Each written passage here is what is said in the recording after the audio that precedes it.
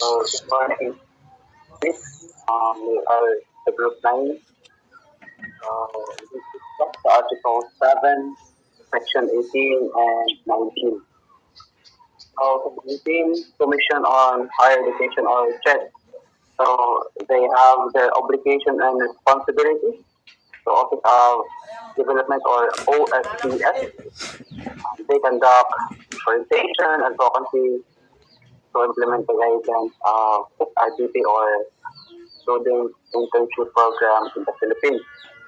Prepares numerical instruments on CHED, regional offices or CHED roles in the same. Consolidates report, establishes and maintains linkage with other government agencies, and maintain activities on HTE in coordination with other government agencies and organizations. Muna ilang responsibilities and situation sa OSCS or the Office of Student Development.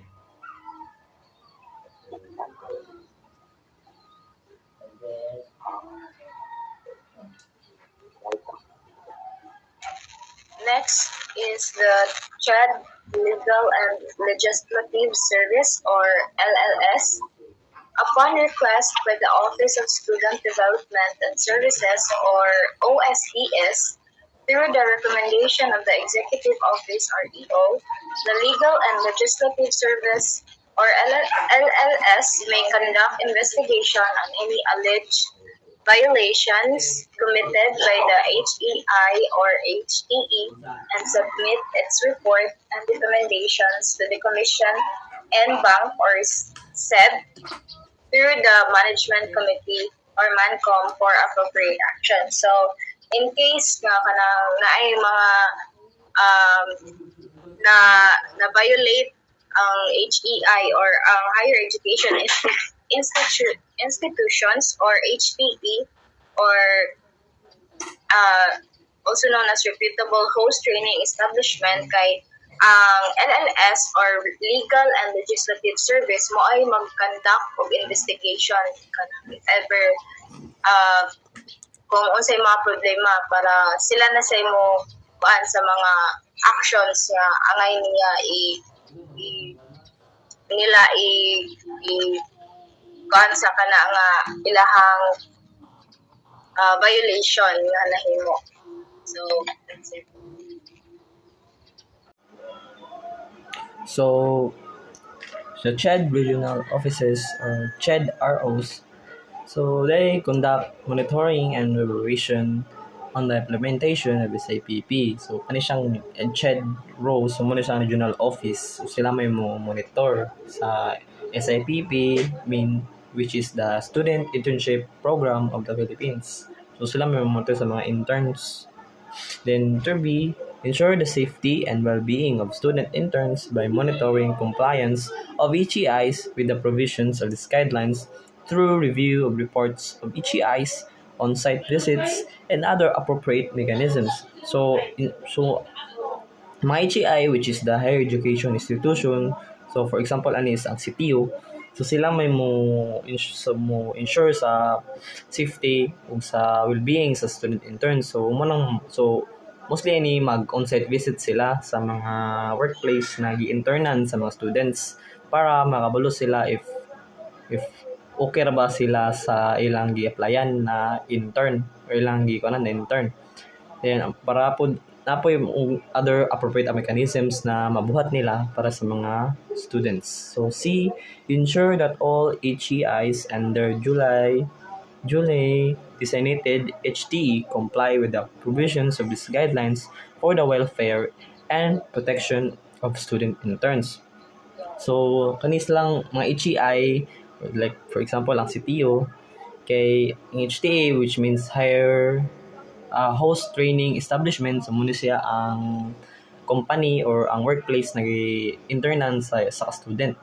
So, dapat ang sa CTO mo monitor sila, mo kuan sila sa mga sa mga training establishment ug nasunod ba nila mga guidelines na dapat para na dapat na ihatag sa mga student interns. So dapat kuan gyud na siya walay mga laing-laing mga rules na giibot-buhat lang. So dapat kanang mga guidelines na gikuan nila is makaayos ng students. So D establishes and maintain linkages with government and non-government agencies, organizations, and or industries and enter into agreements with them specifying the roles or obligations in the implementation of SIPP. So mani siya, so mga unsay mga roles sa mga student interns. So dapat konektado pud sila sa government and non-government agencies kay ug magkinaunsa pod sa kumpanya ug di na makaya sa mga sa host training establishment baron or sa kumpanya. So need nila tawgon ang government ug non-government. So for in case na siya or mga organizations na makatabang. So ano siya. Then E provides feedback mechanism to HEIs and HTEs.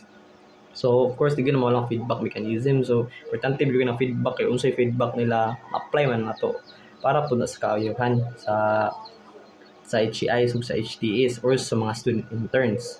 So, F submit to LLS through the OSDS any alleged violations committed either by the HEI or HTE. So, may LLS, so ang LLS mo ni siya ang Legislative Services. Then kani siyang OSDS, mo ni siya ang Office of Student Development and Services. So if naay ma-violate ang either by the HEI or HTA, na sila ma-violate na law baron or kuan. So of course need na sila i-reklamo sa LLS. Yeah. Na siya. Then G, submit an annual report on the status of the implementation to OSDS. So kani siyang OSDS, muna siya ang office para sa mga student siya. So muna siya natawag siyang Office of Student Development. So muna sila ang mo gather sa mga reports or mga annual report na gi-submit sa LLS. So muna siya or sa mga HEI or ano siya sa mga higher education institution. So that's all and thank you. So next is Section 19, Parent Guardian Obligation Responsibilities. Issues and signs the written consent and co-signs in the internship contract and or agreement to manifest approval or consent to the internship of their child.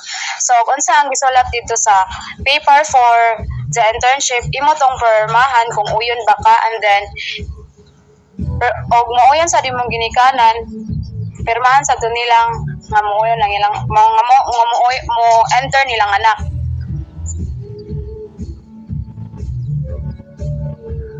That's it. Thank you. So that's it, miss. Thank you. Ano to? And Ito, the